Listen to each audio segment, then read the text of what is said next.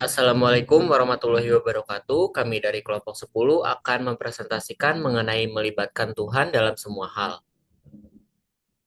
Next.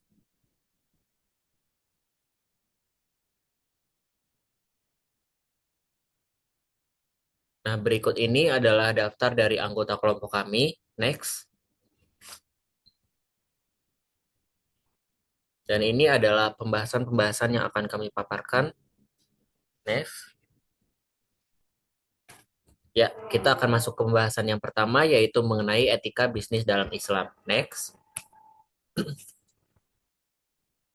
Di sini etika bisnis dalam Islam memiliki pengertian merupakan prinsip moral yang bersumber dalam nilai-nilai Islam yang bertujuan untuk mencapai keadilan dan keberkahan dalam dunia bisnis. Etika ini tidak hanya berfokus pada perolehan keuntungan, tapi juga menekankan pada sikap adil, jujur, tanggung jawab, serta sosial. Dalam penerapannya, etika bisnis Islam mengatur cara berbisnis dan yang berlandaskan ke dalam Al-Quran dan hadis, yang memastikan setiap aktivitas ekonomi sesuai dengan prinsip-prinsip keimanan kepada Allah Subhanahu wa Ta'ala. Next. Kemudian ada prinsip-prinsip etika dalam Islam. Prinsip etika Islam mencakupi beberapa aspek, antara lain adalah tauhid, keseimbangan, kebebasan berkehendak, bertanggung jawab, keutamaan ihsan, dan serta kejujuran. Transparansi yang tauhid menegaskan bahwa semua kegiatan usaha harus berlandaskan pada Allah Subhanahu wa Ta'ala. Prinsip keseimbangan mengatur dalam keadilan dalam berbagai aspek bisnis. Kemudian kebebasan berkehendak memberi hak individu untuk memilih tindakan yang sesuai dengan nilai Islam. Pelaku bisnis juga bertanggung jawab atas perbuatannya baik kepada sesama manusia maupun kepada Allah Subhanahu wa Ta'ala, terutama keutamaan mendorong berbuat baik kepada orang lain, sedangkan kejujuran dan transparansi memastikan tidak adanya penipuan dalam transaksi. Next. Kemudian implementasi etika dalam bisnis.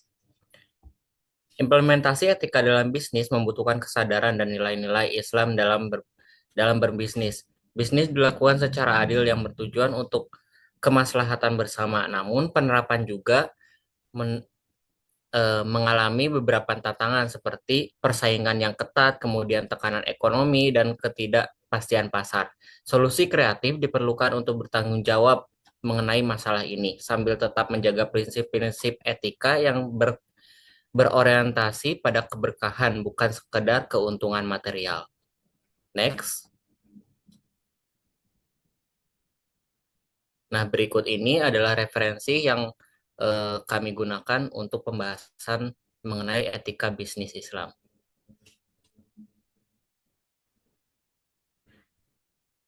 Selanjutnya ada bisnis dalam Islam. Bisnis dalam Islam tidak hanya fokus pada keuntungan materi, tetapi juga pada tanggung jawab moral, sosial, dan spiritual. Aktivitas bisnis harus sesuai dengan prinsip halal dan bertujuan mencari keberkahan, bukan sekadar keuntungan. Nah, beberapa ayat Al-Quran yang menjadi pedoman bisnis. Yang pertama ada Quran Surat An-Nisa ayat 29, yaitu larangan mengambil harta orang lain secara batil kecuali melalui perniagaan yang sah.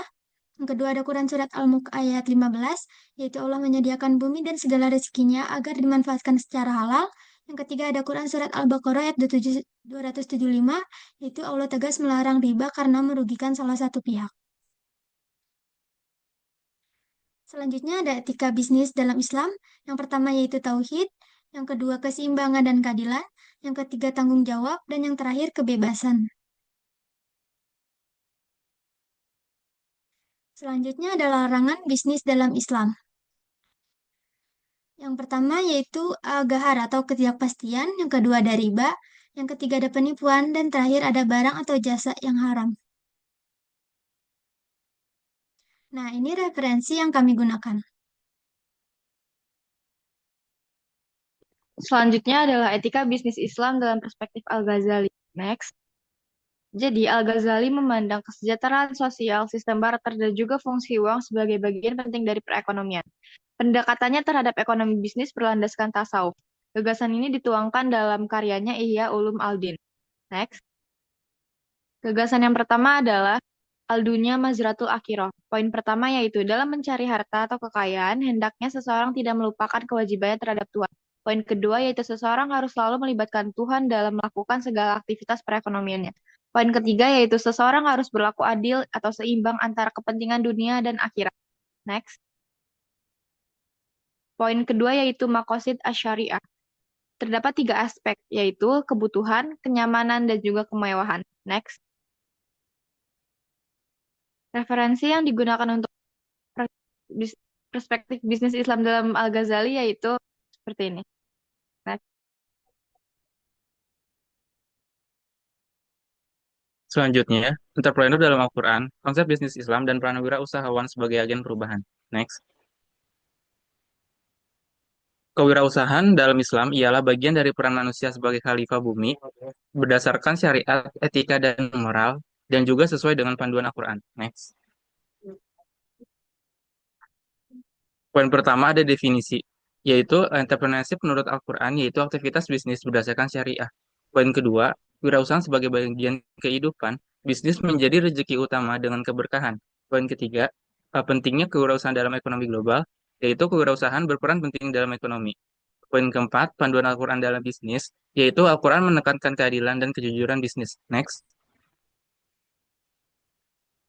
Poin selanjutnya, yaitu kewirausahaan sebagai ibadah, kewirausahaan mendatangkan pahala dan keberkahan. Poin selanjutnya, entrepreneur sebagai agen perubahan, yaitu wirausahawan diharapkan berkontribusi dan menjadi agen perubahan. Poin terakhir, keseimbangan dunia dan akhirat, yaitu konsep tasawuf dalam Islam menekankan keseimbangan berwirausahawan dengan mengukur kesuksesan dan keuntungan materi serta keberkahan.